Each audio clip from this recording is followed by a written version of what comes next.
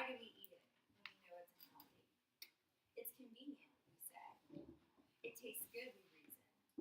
But the informed consumer knows that with fast food, they are spending money to fill their bodies with products lacking in nutritional substance.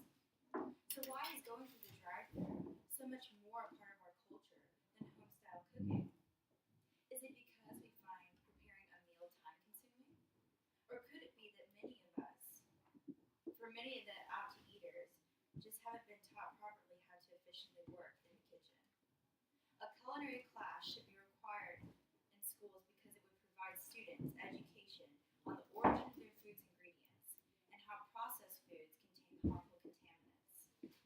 They would learn how to navigate a kitchen, cook efficiently, and ultimately obtain the survival skill for how to make a variety of healthy dishes that will sustain them through adulthood. Today I'll be describing two of the harmful chemicals that are proven present in all fast food products and the long-term effects they can have on our bodies. I will then explain how reintegrating a cooking class into a required curriculum could produce positive results for America's overall health decades into their adult lives. If a comfortable and healthy cooking lifestyle is established, it will remain habitual throughout Americans' lives and break the cycle of unhealthy eating. The Food Incorporated film explicitly shows the disgusting secrets behind how processed foods are manufactured. This documentary inspired me to brainstorm how America's youth can be educated and trained to combat GMO's confining shackles on health and prosperity. Food Incorporated's documentary, as well as several other researchers' findings, are my inspiration to convey to you the importance of limiting, if not eliminating, your fast food consumption. A study was conducted from 2003 to 2010 by the Department of Environmental and Occupational Health to examine associations between recent fast food intake among the U.S. population and traces of bisphenol A and di-2-ethylhexyl phthalate in urinary metabolites. BPA and phthalates are two harmful ingredients used in plastics and packaging preservations. The way to determine if processed food was the culprit for these chemicals detected in urine waste was to study the handling and packaging processes of the products. Tom Geens, senior scientist and occupational hygienist, concluded in a recent study of dietary and non-dietary exposures to BPA that food sources contribute to more than 90% of overall BPA exposure among individuals who are not exposed to these chemicals due to potentially hazardous work environments. In essence, food has the potential to be the largest source of exposure to phthalates and BPA for most Americans because it is highly processed, packaged, and handled so many times over.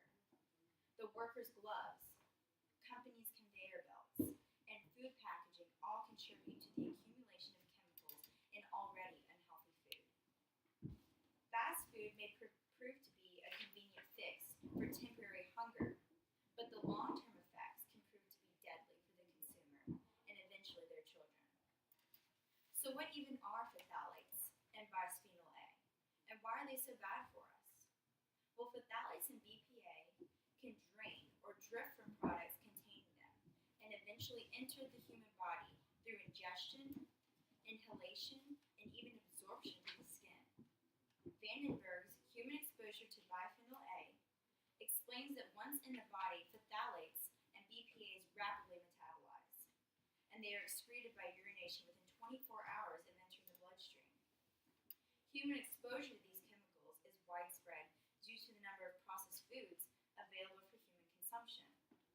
Phthalates are detected in 98% of the U.S. general population's waste, with higher levels found in children. BPA is detected in 90% of the U.S. population, with inflated exposures noted in non-Hispanic blacks, children, females, and those of lower socioeconomic status. Phthalate exposure has been associated with adverse reproductive health and respiratory There are metabolic risk disease factors such as insulin resistance. These statistics, concluded by this 7-year study, are concrete evidence that what you eat has lasting effects on your body's quality of life.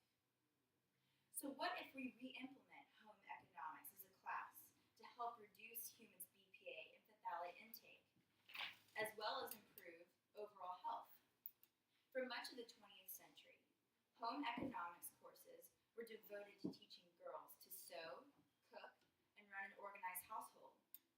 Men usually enjoyed shop class, where they learned basic carpentry skills and mechanics. But eventually, the courses began welcoming both female and male students They also came to include a wider range of topics, such as personal finance. So why have these important classes been eliminated? Home economics courses have been replaced in recent years as school districts searched for ways to reduce their budgets and simultaneously provide more science and math-oriented subjects. For example, in 2011, schools in Maplewood and South Orange traded their home ec classes for new computer technology program. The argument that home ec is just taking up classroom time and that cooking, cleaning, sewing, and managing finances can be learned around the house is understandable. But it is precisely because society has shifted parents away from seeing the importance of instilling these values in children that teachers are the second line of defense to save the 21st century youth from life skill ignorance. According to the Centers for Disease Control and Prevention, 18% of teenagers qualify as obese in the 2007 and 2008 school year.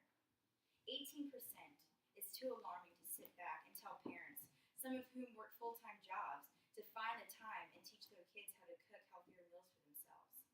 A cooking class would stir up student interest in nutrition and healthy eating. Simply learning to prepare healthy food can help address the growing obesity rate facing teenagers. So all that's left is to address the argument that fast food is convenient. We need to make going to the kitchen and fixing simple, healthy meals just as easy as driving to a fast food restaurant and waiting in line for a greasy burger and fries. Education and a little preparation are the key components high schoolers require to bring them to this realization. The Film Media Group produces independent living skills videos to help people who need guidance with their adulting skills. Their mission is to provide easy-to-follow tutorials that explain the ins and outs of life with a party of one. A guide entitled Practical Healthy Cooking explains the following skills: how to measure, reading a recipe, defining cooking terms, meal planning, food preparation, and ingredient preservation, leftover preservation, produce handling, cooking with meat, preparing fruits and vegetables, healthy cooking, and even kitchen safety. The voiceover acknowledges that while moving out of the house also tends to mean leaving behind healthy home cooking. After watching the tutorial video and practicing diligently, proper cooking will be habitually integrated. While it is possible for a college student or adult to watch the tutorial and master the art of cooking in front of the computer, these concepts would have already been learned if it had simply been taught in high school how to do all the tasks in the video. Cooking would be second nature and daily occurrences in students' lives, and the daily occurrences in students' lives come freshman year of college. There would be no need for hours spent rewinding the video to understand how to season a sirloin. A culinary class should be required in courses in schools because it would provide students education on the origin of their food's ingredients and how processed foods contain harmful contaminants. They would also learn how to navigate a kitchen, cook efficiently, and ultimately obtain the survival skill for how to make a variety of healthy dishes that will sustain them through adulthood. So now all of you have been educated in phthalates and BPAs, which are harmful chemicals originally from plastics that seep into processed foods and are proven to have disastrous long-term effects on our bodies. I then explained how reintegrating home ec into a required curriculum would eliminate the widespread epidemic of harmful chemicals being ingested daily and give young adults the tools they need to provide healthy meals for themselves.